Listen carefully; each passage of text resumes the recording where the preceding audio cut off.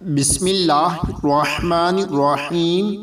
حضرت عبداللہ بن عباس رضی اللہ تعالی عنہ فرماتے ہیں کہ نبی اکرم صلی اللہ علیہ وآلہ وسلم نے ارشاد فرمایا، جب تو فجر کی نماز پڑھا کرے تو اپنی دنیا کے لیے 3 مرتبہ یہ پڑھ لیا کر: سبحان اللہ العظیم وبحمدہ ولا حول ولا قوة الا باللہ۔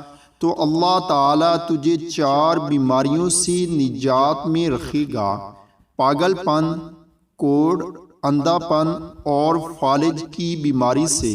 پھر اپنی آخرت کے لیے یہ دعا پڑھ لیا کر۔ اللہ تعالی ہم سب کو بھی اس پر عمل کرنے کی توفیق عطا فرمائے، آمین۔